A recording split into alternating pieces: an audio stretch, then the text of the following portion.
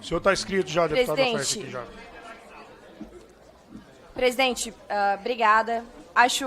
Queria agradecer, inclusive, os colegas que tiraram a retirada de pauta, porque é um tema extremamente relevante, né, e que a nossa liberdade de expressão tem sido atacada a cada dia. Quero dizer também que, em breve, nós lançaremos a nossa frente parlamentar da liberdade de expressão, porque a liberdade de expressão, na verdade, ela é um direito humano. O que somos nós se não podemos falar o que pensamos? Por isso que não é papel, ninguém está aqui atacando a AGU, deputado Lafayette, que fique bem claro isso, mas eu acho que a AGU já tem trabalho demais para ficar decidindo o que é e o que não é mentira. O Deputada que Zanata, é... depois a senhora me concede um minutinho só, como eu te concedi senhor. ontem uma parte. Pode falar agora, se quiser. Não, eu só queria só fazer uma refutação dessa frase. A AGU, ela não fica policiando o que é fake news, o que é liberdade de expressão, o que não é. A AGU age como um advogado. Alguém que se sente atingido representa para a AGU e a AGU faz a representação. É só isso que eu queria lembrar aqui. A AGU não age de ofício, ela não fica policiando. É só isso que eu queria dizer. Muito obrigado. Tá bom. Deputado Lafayette, nós estamos vivendo aqui algo parecido com 1984 de George Orwell. Se alguém já leu esse livro, eu recomendo que leia. Não é só esse caso específico da defesa da democracia, inclusive esse termo, democracia, tem sido muito deturpado. Está meio barulhento aqui na sala, por favor, eu gostaria de pedir o restabelecimento. Então, por isso que nós... Por gentileza, nós gostaríamos de pedir um pouco de silêncio para que a deputada possa fazer uso da sua discussão. Muito obrigado. Em George Orwell, né, em 1984, nós tínhamos a novilíngua, que era uma ferramenta traiçoeira criada pelo regime totalitário do partido para manipular o pensamento e restringir a liberdade de expressão. Ela operava eliminando palavras que poderiam expressar pensamentos subversivos ou críticos ao governo, que é o que está acontecendo justamente agora com o governo Lula, que tem uma sanha, além de sanha arrecadatória, uma sanha de limitar o que as pessoas podem falar. Se você critica o governo, você é perseguido. Além de distorcer significados para alinhar com a ideologia dominante. Termos como o Ministério da Verdade, ironicamente, manipulam a verdade, enquanto expressões como guerra é paz distorcem conceitos fundamentais para sustentar o controle sobre a população. Eu quero perguntar aqui, por que a AGU não age contra pessoas de esquerda, por exemplo? Por que não agem quando atacam pessoas de direita? No contexto político brasileiro do desgoverno petista, observamos estratégias semelhantes de manipulação linguística e controle da informação. Manipulação da verdade. Instituições como a Procuradoria Nacional da Defesa da Democracia são apresentadas como defensoras da verdade e da democracia, mas a prática frequentemente restringe a liberdade de expressão e buscam controlar a narrativa pública em favor do partido no poder, que é o PT. Discurso de amor, prática de ódio, discurso oficial... Silêncio, presidente, tá? Não é bodega isso aqui. Querem conversar, vão lá fora. Com licença, só um minutinho. Pessoal, nós vamos pedir mais uma vez a compreensão de todos que estão no plenário para fazer em silêncio e escutar a deputada que está falando agora neste momento. Então, gostaríamos, por uma questão de respeito, pedir a todos silêncio. Muito obrigado. Eu já vou terminar, presidente. Controle e censura. Mecanismos legislativos e administrativos são utilizados para censurar vozes dissidentes e restringir a liberdade de imprensa. Sim, estão atacando, inclusive, órgãos de imprensa, dificultando a divulgação de informações que possam contrariar a narrativa oficial. E a democracia é um pretexto. A defesa da democracia é frequentemente utilizada como justificativa para medidas autoritárias, onde a oposição é vista como uma ameaça à estabilidade e ao progresso social. É justamente o que estamos vivenciando no Brasil hoje. Os ditos defensores da democracia, por isso que isso aqui, colocar o nome de defesa da democracia, é um verdadeiro deboche. Os ditos defensores da democracia não aguentam, não suportam críticas, verdades, opiniões dissidentes e divergentes. Eu queria conceder uma parte do meu tempo para o deputado Gilson Marques. Obrigada.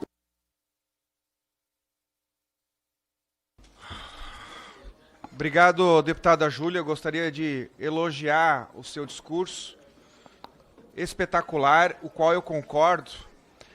Mas eu gostaria de, tecnicamente, e com todo respeito ao deputado Lafayette, contestar a argumentação dita por ele. Diz o deputado Lafayette de que esse decreto, essa portaria, nada mais dá o que a AGU já tem responsabilidade de fazer. Ora, fosse isso verdade, não precisaria do decreto e da portaria. Mas como isso não é uma verdade, eu vou ler aqui o artigo 47, deputada Júlia, onde diz quais serão as novas competências da Procuradoria Nacional de União de Defesa da Democracia. E diz o inciso 2º, representar a União judicial e extrajudicialmente em demandas, agora, prestem atenção, e procedimentos para resposta e enfrentamento à desinformação sobre políticas públicas. E aqui, Lafayette, está literalmente o artigo e o inciso em que nós contestamos, e aqui também guarda a nossa dissonância de opinião. E qual é o problema de ter um órgão que combate a desinformação sobre políticas públicas? O problema é que desinformação é genérico, é subjetivo. Ninguém é onisciente o suficiente para saber o que é verdade e o que é mentira. Muito menos o que é um elogio, o que é uma crítica, uma opinião. Deputada Bia, se alguém disser assim, como já disse, o deputado Gilson Marques parece o Fernando Collor de Mello. É uma desinformação? É uma crítica? É uma ofensa? Questionado a pessoa que disse isso, ela me respondeu: você parece o Fernando Collor de Mello porque você tem uma ótima oratória e se veste bem. Vamos processá-lo? Verdade e mentira, ela é um conceito tão aberto. Inclusive, Jordan Peterson diz que quando você tem algo a falar e você não fala, é uma mentira. Quando você ouve algo que é verdadeiro e você espera uma mentira, a pessoa está sacana com você. Se tem um inimigo meu e diz, eu pergunto para ele, aonde você vai? E ele responde, eu vou à padaria.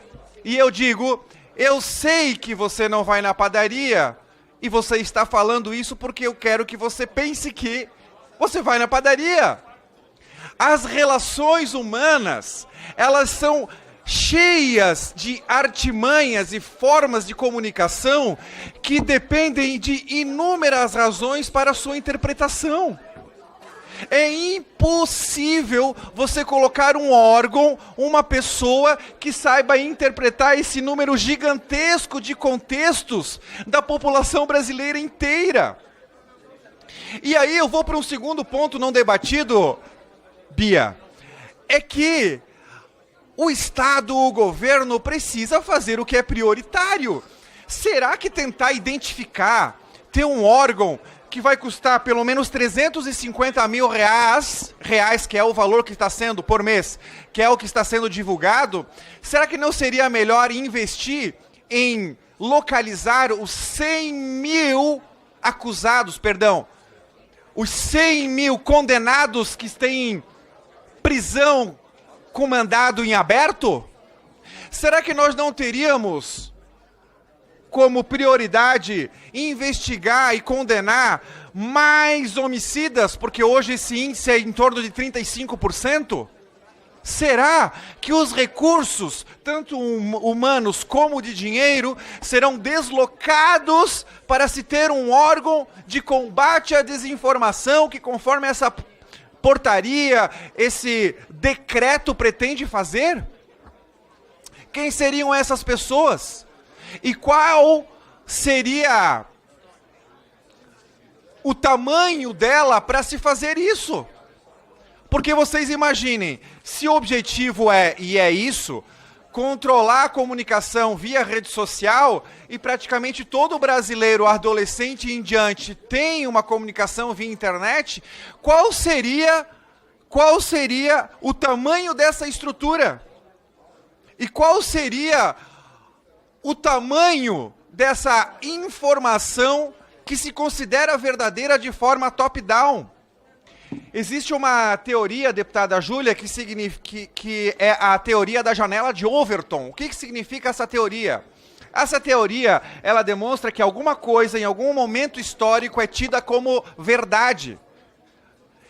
E precisa de pessoas inteligentes, honestas, esforçadas, para convencer as outras que é uma grande mentira.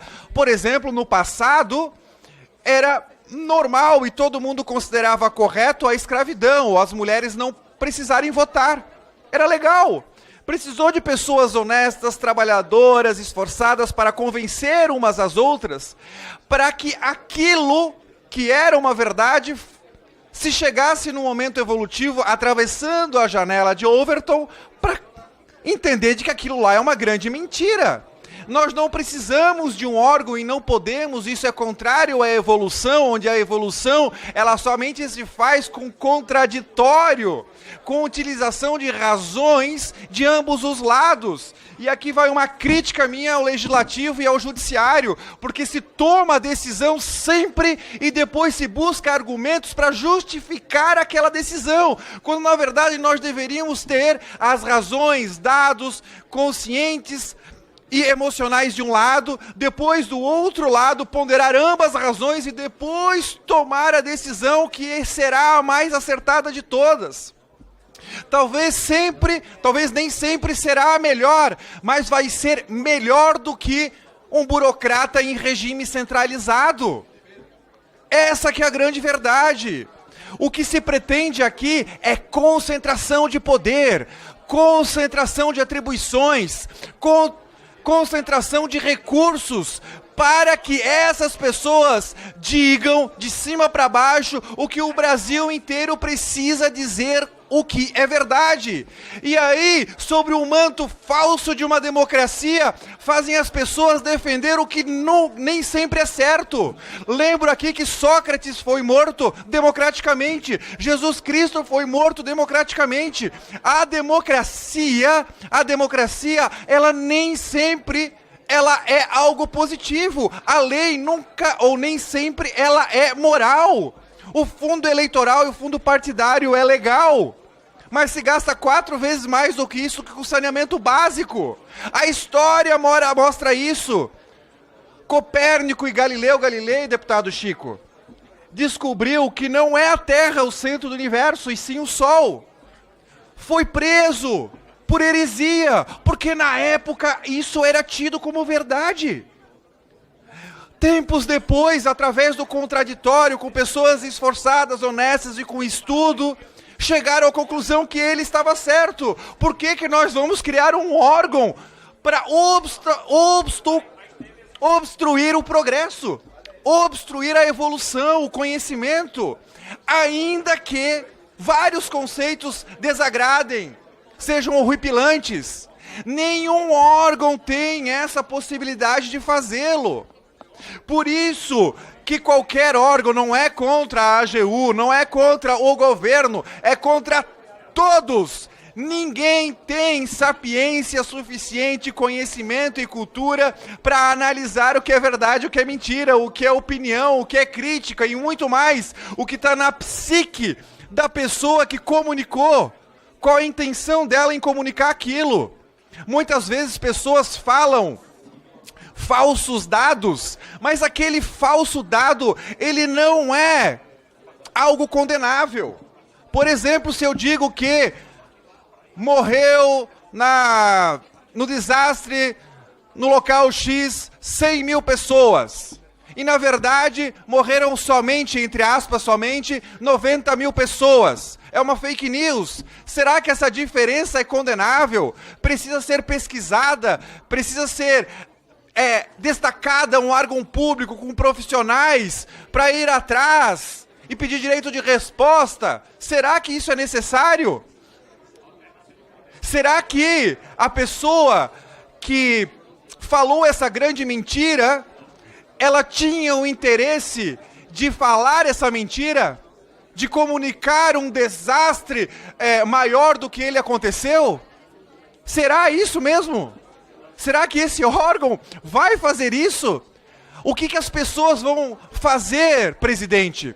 As pessoas já estão com medo de falar.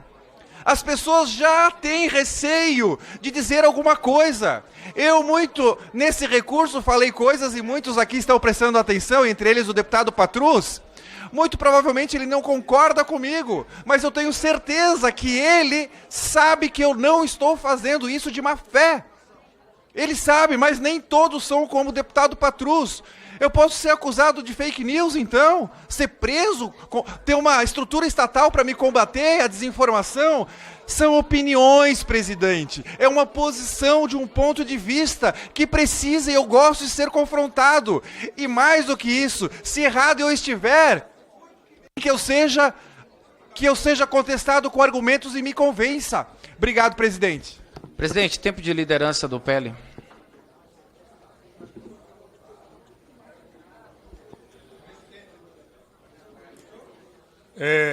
O próximo a discutir é o deputado Chico Alencar, mas há um requerimento de tempo de